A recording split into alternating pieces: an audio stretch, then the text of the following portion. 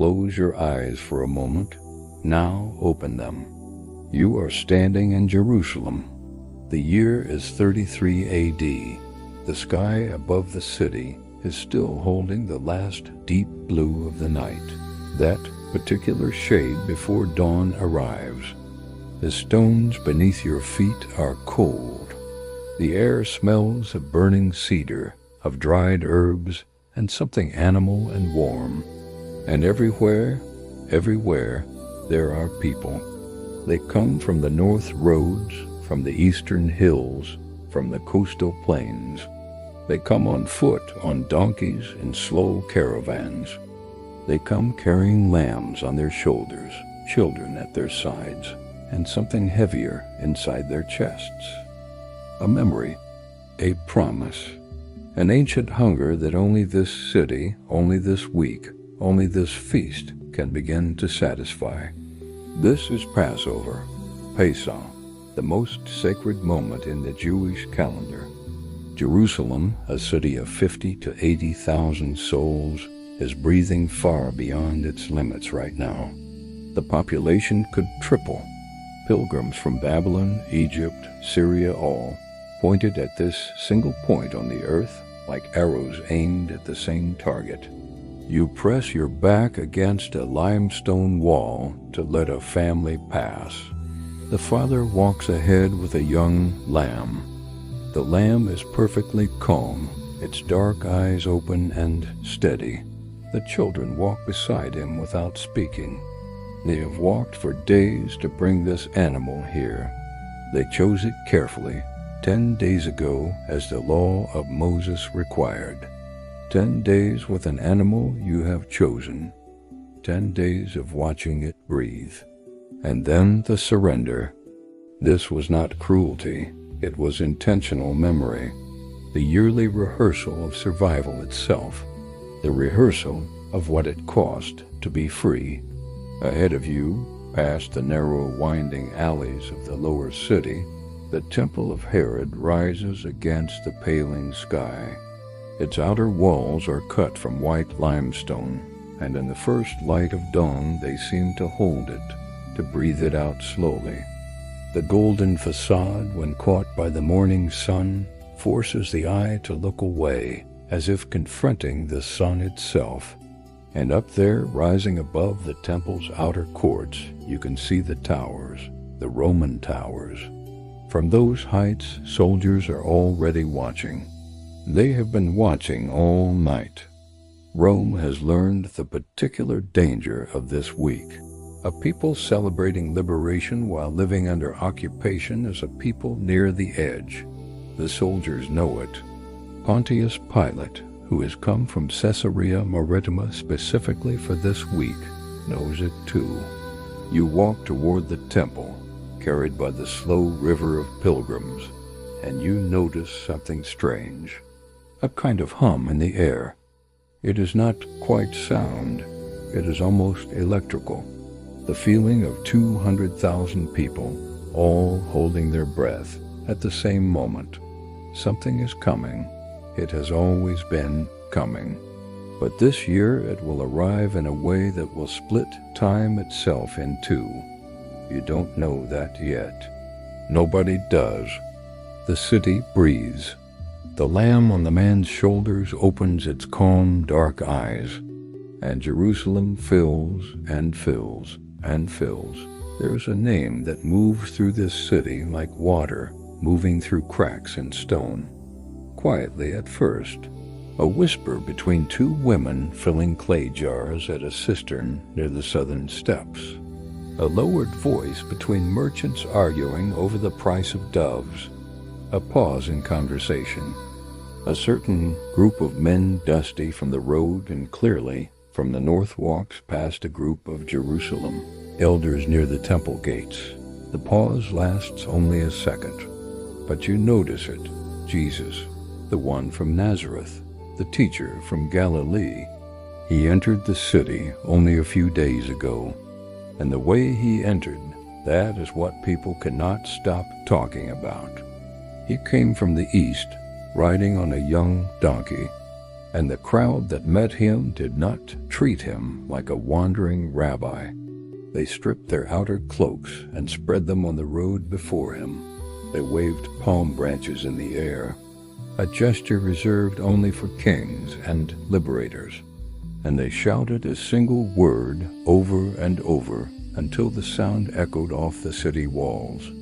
Hosanna, save us now. Anyone who knew the scriptures understood. The prophet Zechariah had written, "Behold, your king comes to you, humble and riding on a donkey." It was not a coincidence, it was a declaration. In a city already stretched by 200,000 pilgrims, a man announced himself as a king. Rome took note. The temple authorities took note. And the city is still talking about it now, days later, as it prepares for the meal. In the residence of High Priest Caiaphas, the conversations are different. They happen behind closed doors with the measured urgency of men avoiding catastrophe. Caiaphas has spent years managing the tension between Jewish religious authority and Roman imperial power. And this man from Galilee is walking toward the edge. The issue was not simply religious. The issue was survival. If a messianic uprising began, Rome would not distinguish between revolt and celebration. Rome would simply end it. And the ending would take the temple, the priesthood, and everything preserved through centuries of domination with it. The court of the temple is not a quiet place of prayer. It is a marketplace. Cambists sit at tables exchanging Roman denarii for shekels. The smell of animal is heavy and warm. The sound is constant voices, coins, hooves on stone, the distant singing of Levites. It was here Jesus overturned the tables. You can still see marks on the ground where coins rolled into the cracks between stones. The merchants rebuilt their stalls. The priests resumed their rituals, but nobody forgot, and nobody can quite predict what this man will do next. Among the disciples there is an exhilaration alongside a specific terror. They are Galileans, fishermen, craftsmen, men of the countryside. Their teacher has just made himself the most visible man in the city, in the week when visibility is the most dangerous thing. One of them is named Judas. He has already been to see the chief priests. A figure of 30 silver coins has been mentioned. The evening air is beginning to cool. Somewhere in an upper room, a table is being set. 4 cups of wine, unleavened bread, bitter herbs, the harroset paste of fruit and nuts, remembering the clay of Egypt, and at the center of it all, a lamb. The night is almost here. The soldiers came in the dark, not quietly. There were too many of them for quiet. Torches moved through the Garden of Gethsemane, like a wave of fire descending the slope of the Mount of Olives. The Passover moon, a full moon, hung above the olive trees and cast long, cold shadows across the ground. Jesus had been there for hours. He had asked his disciples to stay awake, to watch with him. They had fallen asleep.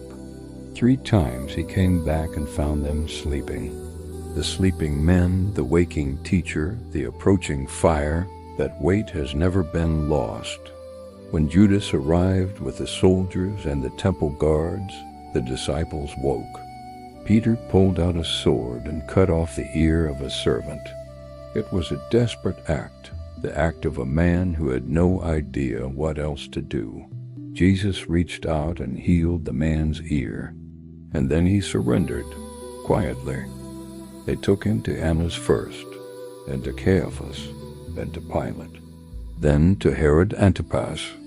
All of this happened between midnight and dawn. It was not law, it was urgency wearing the mask of law. The charges kept shifting. The witnesses contradicted each other. It was not a search for truth, it was a search for a signature. Pilate was the signature, and Pilate hesitated. He offered the crowd a choice between Jesus and a man named Barabbas. The crowd chose Barabbas.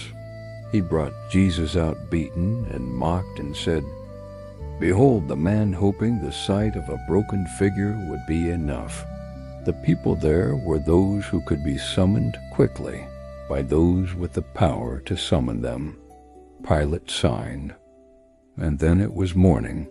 The place called Golgotha was outside the city walls. Rome placed its crucifixions at the edges of roads deliberately.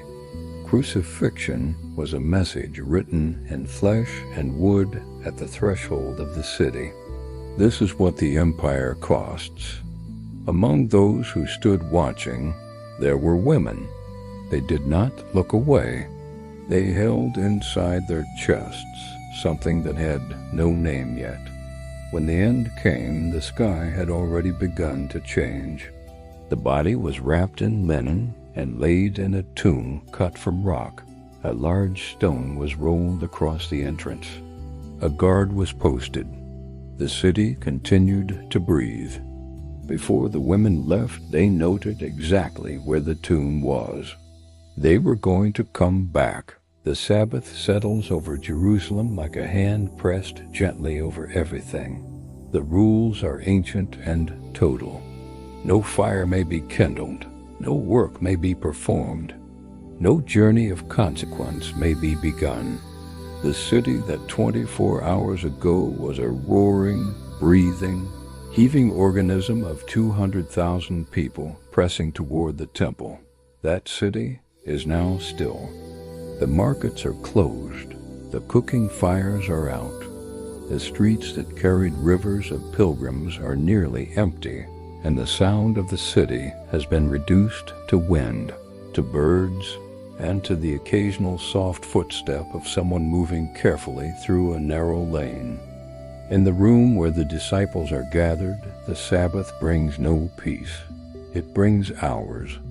Long, unfillable hours in a locked room that smells of old wood and recent fear. There are 11 of them now. Judas has not returned, and they have not yet spoken among themselves about why. Some of them are sitting. Some are lying on their sides on the floor. No one is speaking very much. What is there to say? The teacher they had left everything to follow. Their boats, their tax tables, their families, is dead. The tomb is sealed. The guards are posted. And outside these walls, the city is celebrating the feast of liberation, while the men who believed are locked in the dark. Peter is there. The same Peter who, in the courtyard of the high priest's house, had stood near a fire for warmth, and had been asked 3 times if he knew the man from Galilee. 3 times he had said no, each time more emphatically than the last, because that is how fear works. The longer it feeds on itself, the more it insists. And then the rooster had called, and Jesus had turned and looked at him from across the courtyard. And Peter had gone outside and wept with the helpless violence of a man whose grief has nowhere else to go. He is sitting now in the corner of this locked room, and we will not intrude on what is inside him. Some things are too private even for history to enter. Outside in the city, something else is happening that will only make sense much later. The chief priests and the Pharisees have gone to Pilate on the Sabbath, which is itself an unusual act. Men of scrupulous religious observance seeking an audience with a Roman governor on the most sacred day. They tell him that they remember a claim made by the teacher that after 3 days he would rise. They want the tomb secured. They want the stone sealed and soldiers posted to ensure that no resurrection is claimed. Pilate grants the request. More guards. A seal of wax and authority pressed into the stone. Now pause here and consider what this action reveals. These men did not believe in resurrection. They found the very idea absurd, and yet they went to Pilate on the Sabbath to prevent something they said was impossible. There is a specific kind of fear that moves people to guard against outcomes they officially deny. It is the fear of someone who says impossible, but acts as though it is not. They sealed the tomb, they set the guard, and then they went home and the Sabbath continued.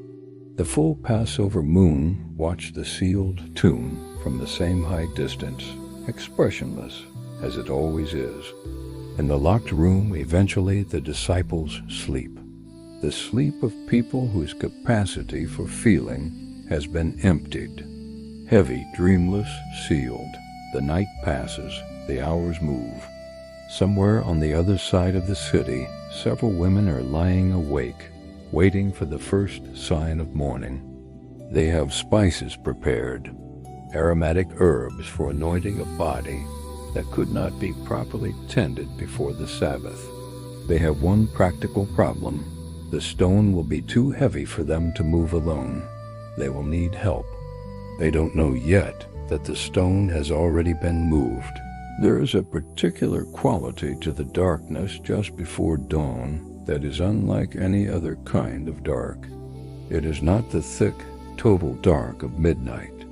It is something thinner, a darkness with a question in it. The shapes of things, the wall, the window, the doorway, are present but uncertain, as if the world is in the middle of deciding whether to return. It is in this darkness that the women leave. Mary Magdalene, Mary the mother of James, Salome. They move through the empty streets of Jerusalem in the last cold of the night, their sandals quiet on the limestone, their arms carrying jars of spices. They speak in low voices about the stone. Who will roll it away for us? The mind, when it has no room for the size of its grief, tends to busy itself with the logistics, the stone, the weight of it, the number of hands it would take. They arrive at the place. The stone is not where it was. Stand with them for a moment in what this means. They came prepared for a sealed tomb and a sealed grief, prepared for the closed door, the waiting darkness, the slow work of tending to someone who is no longer there. And instead they are standing in front of an open entrance. A stone that required soldiers to place is simply gone, not thrown aside, not broken, simply absent from where it stood. They go inside. The linens in which the body had been wrapped are there, folded, arranged with a care that no grave robber would ever take. The chamber is empty, and yet the emptiness inside it is nothing like the emptiness of a room from which something has been taken. It is the emptiness of a room from which something has left. There are figures, luminous, white-robed, and they speak. They ask the only question that could have been asked in that moment. Why do you seek the living among the dead? He is not here. He is risen. Mary Magdalene runs. Not from fear exactly, though fear is part of it. She runs because there is news the body cannot contain, news that needs legs, that needs other people's faces to land in. What she says when she arrives at the locked room is received the way all impossible things are received, with disbelief. Peter and John run toward the tomb. They are running at the same fact and arriving at it differently. One seeing and believing, one seeing and needing more. Both standing in the early morning in front of a hollow in the rock, the linens folded inside, the silence pressing against them from all sides. And then the encounters begin. In a garden first, Mary stands outside weeping, mistakes the figure for the gardener, and then her name is spoken once. The recognition that passes through her is not something that can be described in the language of events. It belongs to the language of what happens inside a person when everything they were certain was finished turns out to be not finished at all. On a road to Emmaus, two disciples walking away from Jerusalem, their hopes openly destroyed, and a stranger falls into step beside them. They do not recognize him until the breaking of bread, when suddenly they do, and suddenly he is not there. And they are sitting in the middle of a meal with their hearts burning and the urgent need to stand up and go tell someone. In a locked room where the doors are simply no longer an obstacle. 11 frightened men. And then, without any door opening, someone is in the room with them. The first thing he says is peace. Then he shows them his hands. Jerusalem wakes slowly that Sunday morning. Bread sellers open their stalls. Priests begin the morning ritual. The city looks like any city the morning after its greatest celebration. Tired, returning to itself. It does not know yet what has happened. It will take weeks for the news to move beyond this small, then undeniably radiant circle of people. Centuries before the message born in a garden, carried by fishermen and grieving women, reaches shores those men had never heard of, in languages that did not yet exist. But it starts here, in the cool of a Sunday morning, in the emptiness of an open tomb, in a woman's name spoken once by someone who was supposed to be dead. 2,000 years later, you are still here, still listening. So I want to ask you something, not as a conclusion, but as a genuine invitation. When you place yourself in that garden, standing before the open tomb, what do you feel? Not what you believe. What do you feel? Leave your answer in the comments, because that question, asked 2,000 years ago, is still being answered, and every answer matters.